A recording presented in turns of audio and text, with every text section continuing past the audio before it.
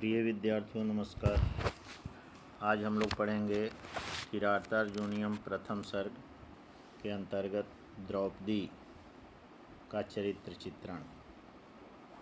जैसा कि हमने पहले बताया था कि किरातार्जुनीयम महाकवि भारवी द्वारा रचित एक महाकाव्य है जिसमें 18 सर्ग हैं और अपने पाठ्यक्रम में प्रथम सर्ग निर्धारित है। किरातार्जुनीयम के प्रथम सर्ग के अंतर्गत बनेचर की उक्ति एवं द्रौपदी की उक्ति, इस दो भाग इसके किए जाते हैं। तो बनेचर की उक्ति में दुर्योधन के शासन प्रबंध का संपूर्ण वर्णन है और द्रौपदी के उक्ति के अंतर्गत दुर्योधन के शासन प्रबंध को जानने के अनंतर जब युधिष्ठिर द्रौपदी के पास पहुँचते हैं जहाँ उनके भाई भी उपस्थित रहते हैं और उन्होंने जैसे ही द्रौपदी को दुर्योधन के समस्त शासन प्रबंध का वृत्तांत सुनाया तो द्रौपदी अपने आपा खो बैठी और वह अत्यंत क्रोधित हो गई और उसे अत्यंत पीड़ा हुई, व्यथित हो गई। उसने अपना आपा खोते हुए किंतु शिष्टाचार की पूर्ण पालना करते हुए उसने महाराज युधिष्ठिर से जो वचन कहे उससे उसका चरित्र उजागर होता है, उसकी विशेषताओं का पता चलता है, उसके अंदर की मनोभावनाओं का पता चलता है, वह क्या कहना चाह रही है। इस द्रौपदी की उक्ति का सारांश भी आ जाता है परीक्षा में और अथवा चरित्र चित्रण, दोनों विषय लगभग बराबर हैं और एक ही हैं। द्रौपदी का चरित्र चित्रण आए तो भी हमें उन्हीं विषयों को थोड़ा सा शब्द का हेर फेर करते हुए उसका उत्तर देना है और चरित्र चित्रण भी आए तो वही उत्तर देना है। तो इस विषय पर थोड़ा सा विस्तार से अपना विचार करें। द्रौपदी इस किरातार्जुनीयम की नायिका है प्रथम सर्ग की और उसमें शिष्टाचार भी काफ़ी भरा हुआ है, लेकिन वह बुद्धिमती है, उसके पास विवेक है, वह हर चीज़ को समझने की क्षमता है उसमें। इसलिए जब वह युधिष्ठिर के मुख से किरात द्वारा कहे गए दुर्योधन की उन्नति के समाचारों को सुनती है तो अत्यंत व्यग्र हो उठती है तथा अपने आवेग को रोक नहीं पाती है। अपनी सीमा को जानती हुई भी वह युधिष्ठिर पर ऐसे व्यंग बाणों से हमला करती है कि युधिष्ठिर ही क्या, पाठक भी उसकी प्रतिक्रिया सुनकर विक्षुब्ध हो उठता है या उसके साथ हो लेता है। यह सब कहते हुए उसने जो पहला कहा वो कहती है, जो शिष्टाचार का प्रदर्शन करते हुए भी अपने क्रोध को रोक न पाकर वो कहती है, भवादृशेषु प्रमदा जनोदितं भवति अधिक्षेप इव अनुशासनम तथापि वक्तुम व्यवसाय अंतिमाम निरस्तनारी समयादुरादय।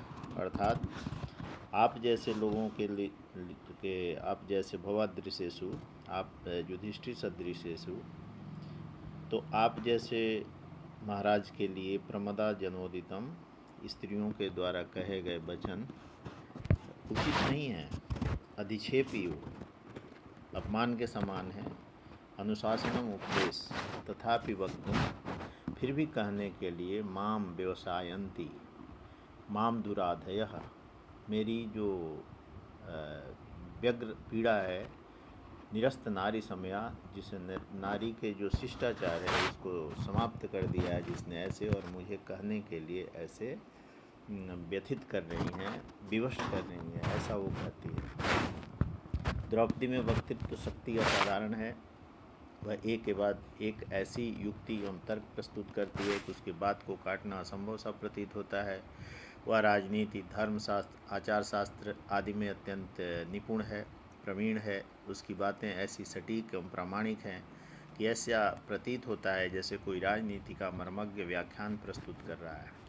उसकी स्पष्ट मान्यता है कि कपटी के साथ कपट का ही आचरण किया जाना चाहिए जो मंदबुद्धि ऐसा नहीं करते उन्हें कपटी लोग अवसर पाकर समाप्त कर देते हैं। एक श्लोक द्रष्टव्य है, व्रजन्ति ते मूढ़धिया पराभवम भयन भवन्ति माया विषु ये न मायिनः। अर्थात जो मायावियों के साथ माया का व्यवहार नहीं करते, ते मूढ़धिया वे मूढ़ बुद्धि लोग, पराभवम व्रजन्ति वे पराभव को प्राप्त होते हैं, प्रविष्ट ही गणन्ता सठा तथा विधान सब न संवृतान अंगान निशिता इवेशवा। जिस प्रकार से असंवृत अंगों वाले व्यक्ति में जो ईशवा तीक्ष्ण बाण घुस करके उस व्यक्ति का नाश कर देते हैं, वैसे ही सठ लोग धूर्त लोग उस व्यक्ति के पास उसका अपना बन करके उसका नाश कर देते हैं। वह युधिष्ठिर से स्पष्ट शब्दों में कहती है कि आपके अलावा कोई भी ऐसा राजा नहीं होगा जो कुलवधू के समान राजलक्ष्मी का शत्रुओं द्वारा अपहरण करवाएगा तथा फिर भी शांत बैठा रहेगा। इस प्रकार का लज्जास्पद कार्य आपके अतिरिक्त कोई नहीं कर सकता है। वह कहती है, जो व्यक्ति क्रोध शून्य है अथवा जिसका उसका कोई सम्मान नहीं करते, वह क्रोध को तेजस्वीता का लक्षण मानती है। उसकी दृष्टि में जिसमें क्रोध नहीं वो मनुष्य नहीं है, अपितु नपुंसक है, ऐसा वो इतना कठोर बात तक कह देती है। अमर्ष शून्य न जनस्य जंतुना न जात हार्देन न विद्विषादरः। वो कहती है कि जो क्रोध शून्य जो व्यक्ति है, यानी ऐसा है, वो न जाता हार्देन न विद्विषा, उससे मित्रता से भी कोई फ़ायदा नहीं है और उससे क्रोध से भी कोई फर्क नहीं पड़ता।